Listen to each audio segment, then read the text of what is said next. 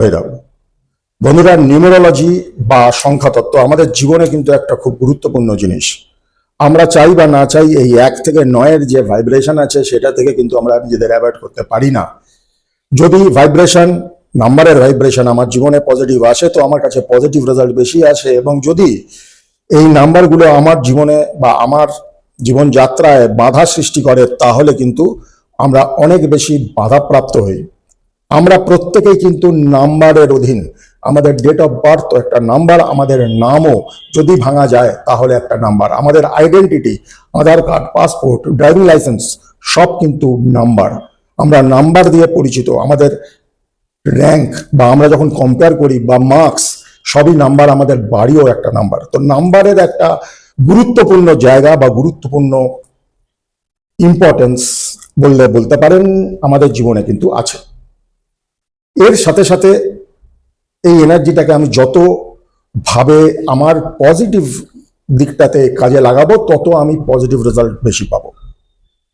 আধুনিক যুগে আরেকটা নাম্বারের সংযোজন হয়েছে এবং সেটা আমাদের জীবনে ওতপ্রোতভাবে জড়িত হয়ে গেছে। সেটা হচ্ছে আমাদের মোবাইল নাম্বার।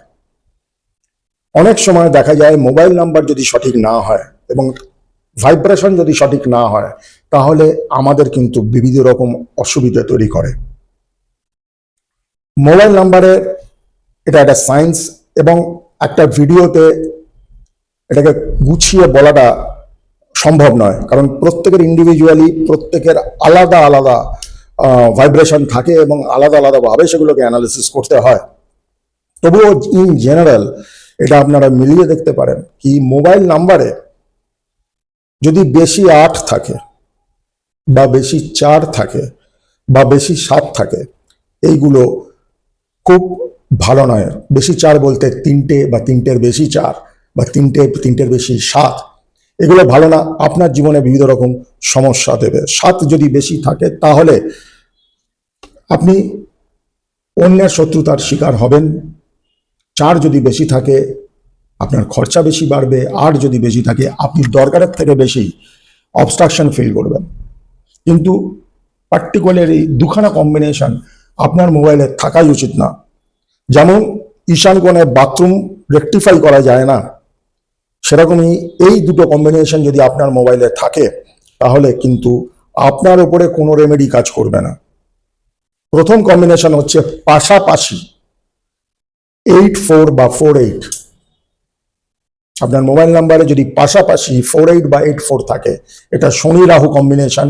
আপনার ওপরে কোনো রেমেডি কাজ করবে না। আপনার দৈনন্দিন জীবনে মানসিক অশান্তি বেশি থাকবে।